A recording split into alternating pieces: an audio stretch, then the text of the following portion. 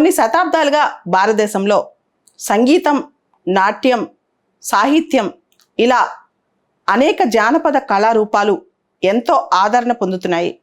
అంతేకాదు ఈ కళారూపాలు మన జీవితంలో మమేకమైపోయాయి. వీటికి భారతదేశంలో ఆదరణ చాలా ఎక్కువ. అటువంటి ఒక నాట్యం అంటే నృత్యం లావణి డ్యాన్స్ అన్నమాట. ఇది మహారాష్ట్రలో చాలా పాపులర్ డ్యాన్స్. మహారాష్ట్రలో ఇప్పుడు ఈ డ్యాన్సు విమర్శలకు గురవుతుంది కొంతమంది చేతిలో. అసలు ఎందుకు ఈ డ్యాన్స్ మీద విమర్శలు వస్తున్నాయి? ఈ యంగర్ జనరేషన్ ఎవరైతే యువ నాట్యకారులు ఉంటారో, ఈ నృత్యం ఎవరైతే చేస్తుంటారో వాళ్ళు ఈ డ్యాన్స్ని అశ్లీలంగా చేస్తున్నారని చెప్పి, అదేవిధంగా ఎరోటిక్ సెక్షువల్ మూవ్స్ కానీ ఎరోటిక్ జెస్చర్స్ కానీ చేస్తున్నారని చెప్పి, ఆ డ్యాన్స్లో ఆ సాంగ్స్లో వాడే పదాలు కూడా కొంచెం ఎరోటిక్గా ఉన్నాయని చెప్పి, సెక్షువలీ సజెస్టివ్ మూవ్స్ ఉన్నాయని చెప్పి, డ్రెస్సింగ్ సెన్స్ కూడా సరిగ్గా లేదని చెప్పి విమర్శలు వస్తున్నాయి. ముఖ్యంగా గత సంవత్సరం నవంబర్ 2022లో గౌతమి పాటిల్ అనే ఒక డాన్సరు ఒక స్టేజ్ షోలో వేసిన కొన్ని స్టెప్స్ అసలు ఈ లావణి నృత్యంకి సంబంధించినవి కాదని, ఇవి ఆవిడ యాడ్ చేసి కావాలని ఎరోటిక్గా చేసిందని చెప్పి అది చాలా వైరల్ అయిందనమాట ఆ డాన్స్ ఆవిడది. దాంతో అసలు ఒరిజినాలిటీ, ఈ డ్యాన్స్ ఒరిజినాలిటీ పోతుందని చెప్పి కూడా కామెంట్స్ వస్తున్నాయి అన్నమాట. అసలు ఈ లావణి ఏంటి అంటే, లావణి అనేది ఒక folk song and dance performance. Very very popular in మహారాష్ట్రకు చెందిన చాలా పాపులర్ ఫోక్ డ్యాన్స్ అనమాట. జానపద నృత్యం అండ్ దానిలో జానపద పాటలు కూడా ఉంటాయి అన్నమాట. ఇది లావణి అనే మాట లావణ్య అనే పదంలోంచి వచ్చింది, అంటే బ్యూటీ అని అర్థం అనమాట. ఇది ఒక ట్రెడిషనల్ ఫోక్ ఆర్ట్ ఫామ్. ఆడపిల్లలు ఈ డాన్స్ అంటే ఎవరైతే అమ్మాయిలు డాన్స్ వేస్తారో వాళ్ళు 9 గజాల చీరలు, పెద్ద పెద్ద చీరలు కట్టుకుంటారు. బ్రైట్ కలర్స్ చీరలు అనమాట. చాలా రెడ్ కలర్, డార్క్ కలర్ చీరలు ఉంటాయి. బాగా మేకప్ వేసుకుంటారు, కాళ్ళకి పెద్ద పెద్ద గజ్జలు పెట్టుకుంటారు, గుంగురూస్ పెట్టుకుంటారు అనమాట. డోలక్ బీట్స్తో పాటు ఈ స్టేజ్ పర్ఫార్మెన్స్లో లైవ్గా ఈ డాన్స్ చేస్తారు. చాలా లైవ్గా కళగా ఉంటుంది అనమాట ఈ డాన్స్. అయితే ఈ డాన్స్ అనేది మహారాష్ట్రకు చెందిన ఇండిజినస్ ఆర్ట్ ఫామ్ అని చెప్పొచ్చు. దీనికి చాలా చరిత్రే ఉంది. 18th century 17th century ఎండింగ్లో కూడా ముఖ్యంగా పీష్వా వాళ్ళ టైంలో, పీష్వా రాజుల టైంలో ఈ డాన్స్ని రాజుల ముందు పర్ఫామ్ చేసేవాళ్ళంట. పీష్వాలు ఈ డాన్స్కి చాలా ఆదరణ కూడా ఇచ్చారంట. అయితే రాజుల ముందు, పెద్ద పెద్ద ల్యాండ్ లార్డ్స్ ముందు ఈ డాన్స్ అప్పట్లో వేసేవాళ్ళంట. అదేవిధంగా యుద్ధం చేసి వచ్చాక బాగా అలసటతో ఉన్న సోల్జర్స్ ఉంటారు కదా, యుద్ధంలో బ్రేక్ టైంలో, ఆ టైంలో కూడా ఈ డాన్స్ చేసేవాళ్ళంట వాళ్ళ సేద తీర్చడానికి. అయితే ఈ డాన్స్ అనేది అప్పట్లో అంత ఆదరణ. దాంతోపాటు ఈ డాన్స్ 200-300 సంవత్సరాల నుంచి ఆడవాళ్ళు డాన్స్ చేస్తుంటే ఓన్లీ పురుషులు దాని ఆడియన్స్ అనమాట. ఎక్కువగా యంగ్ మేల్స్ ఎక్కువ మంది చూస్తుంటారంట. స్త్రీలు జనరల్గా వెళ్ళేవాళ్ళు కాదు. ఈ మధ్య ఈ డాన్స్కి అమ్మాయిలు కూడా ఆడియన్స్లో వెళ్తున్నారంట. ఈ డాన్స్లో చాలా వెరైటీస్ ఉన్నాయి. దానిలో ఒక సబ్ వెరైటీ శృంగారిక్ లేదా ఎరోటిక్ వెరైటీ అంటాం అనమాట. దానిలో కాస్త ఎరోటిక్ ద్వంద్వార్థాలు వచ్చేవి, లేకపోతే డాన్స్ స్టెప్స్ కూడా కొంచెం ఎరోటిక్గా ఉంటాం, సెక్షువల్గా ఎంటైజింగ్గా ఉంటాం, అలా ఉంటాయంట.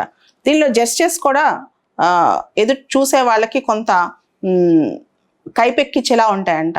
అయితే ఇక్కడ ఈ ఇయర్స్ పోను ఈ డాన్స్ ఎక్కువగా డీజేస్ ముందు వేయటము, పెద్ద పెద్ద పొలిటికల్ పార్టీ సభల్లో ముందు ఎంటర్టైన్మెంట్ కోసం వేయటము, పెద్ద పెద్ద పెళ్లిళ్ళలో వేయటము. సోషల్ మీడియా వచ్చిన తర్వాత ఈ డాన్స్కి ఇంకా ఎక్కువ ఆదరణ పెరిగిందంట. ఈ డాన్స్ స్టెప్స్ కూడా కొన్ని సినిమాల్లో కూడా వస్తున్నాయి. ముఖ్యంగా హిందీ సాంగ్స్, మరాఠీ సాంగ్స్కి డాన్సెస్ ఎక్కువ డాన్స్ చేస్తారంట, సినిమా సాంగ్స్కి. దాంతో ఈ డాన్స్ పైన ఒపీనియన్ పబ్లిక్కి బాగా తగ్గిపోయింది. డాన్సెస్ని తక్కువ చేసి చూస్తున్నారు. ముఖ్యంగా యంగ్ జనరేషన్ డాన్సెస్ వచ్చి ఈ డాన్స్ని పాడు చేస్తున్నారని ఎవరైతే సీనియర్ డాన్సెస్ ఉంటారో, ఈ డాన్స్ వేసేవాళ్ళు చాలామంది వాపోతున్నారనమాట. ముఖ్యంగా ఈ డాన్స్కి సరైన గైడ్ లైన్స్ లేవు, ఈ డాన్స్కి సరైన సెన్సార్షిప్ లేదు, ఆర్టిస్ట్స్కి రెస్పెక్ట్ పోతుంది. ఎందుకంటే కొత్త వాళ్ళు చేసే పర్ఫార్మెన్స్ వల్ల అబ్సీనిటీ, వల్గారిటీ బాగా పెరిగిపోతుంది. అశ్లీలత, ఏదైతే ఆడవాళ్ళు చేయకూడదు అలాంటివి కూడా ఈ డాన్స్లో చేసేస్తున్నారు అని చెప్పనమాట. అయితే ఈ ఇష్యూస్కి సంబంధించి ఒక కమిటీ వేసి గవర్నమెంట్ దీని గురించి ఆలోచిస్తే బాగుంటుందని. అసలు ఈ లావణి డ్యాన్స్ 1948లోనే బాంబే సీఎం కొన్నాళ్ళు బ్యాన్ చేశారంట. అప్పట్లోనే ఇలాంటి కంప్లైంట్స్ రావడం వల్ల బ్యాన్ చేశారు. దాంతో డైరెక్ట్గా చెడు మీనింగ్ వచ్చేది కాకుండా, డైరెక్ట్గా ద్వంద్వార్థం వచ్చేటట్టు కాకుండా స్టెప్స్ కొంచెం మార్చారంట. ఆ అర్థాలు కొంచెం తీసేసి సాంగ్స్ కూడా మళ్ళా పాత ట్రెడిషనల్ పద్ధతిగా తీసుకెళ్లారు. అయితే ఇప్పుడు మళ్ళా ఆ డాన్స్కి ఆదరణ పెరగటం వల్ల, ముఖ్యంగా ఈ గౌతమి పాటిల్ డ్యాన్స్ వచ్చిన తర్వాత ఇంకా ఎక్కువ విమర్శలకు గురైందంట.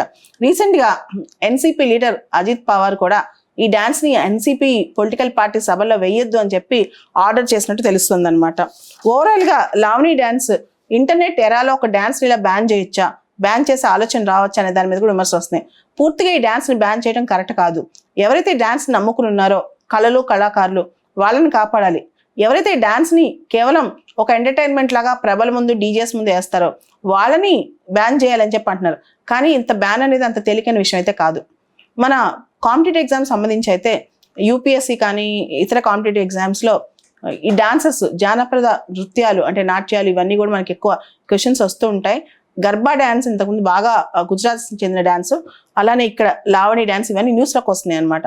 దీనికి సంబంధించి కొన్ని మనం ప్రిపేర్ ఉండటం మంచిది. ఆంధ్రప్రదేశ్లో చింతామణి అనే నాటకంలో కూడా అశ్లీలత ఉందని, ఒక కులాన్ని కించపరిచేలా ఉందని బ్యాన్ చేయడానికి ప్రభుత్వం కొన్ని ఆర్డర్స్ చేసినట్టు లాస్ట్ ఇయర్ పెద్ద ఇష్యూ అయిందనమాట. దానికి సంబంధించి కోర్టులో కేసు కూడా నడుస్తోంది. ఏదైనా ఒక ట్రెడిషనల్ ఆర్ట్ ఫామ్ కానీ, నాటకం కానీ, నృత్యం కానీ, లేకపోతే ఇంకే సాహిత్యం అయినా సరే, దానిలో కొంత తప్పు కనిపించినప్పుడు, కొంత అశ్లీలత కనిపించినప్పుడు, ఎవరైనా హర్ట్ చేసే సెంటిమెంట్స్ కనిపించినప్పుడు మొత్తం దాన్ని బ్యాన్ చేయడం అనేది తగదు. దానికి సంబంధించి ఆ ఆర్ట్ ఫామ్ రివైవ్ చేస్తూ, అదేవిధంగా దాని ఒరిజినాలిటీని, ప్యూరిటీని కేర్ తీసుకుంటే మంచిది. దాన్ని జాగ్రత్త పరిచి దాన్ని కంటిన్యూ చేస్తే మంచిది. ఎందుకంటే జానపదాలు అసలు మనం కాపాడుకోవడం గొప్ప విషయం. దాన్ని కొత్త కొత్త పుంతలు తీసుకెళ్ళిపోయి ఇప్పుడు దాన్ని పాడేయాయి కాబట్టి వాటన్నిటిని బ్యాన్ చేయడం కరెక్ట్ కాదు. దాన్ని మళ్ళీ ఒరిజినల్ ఫామ్లోకి తీసుకొచ్చి కాపాడటమే సరైన పద్ధతి.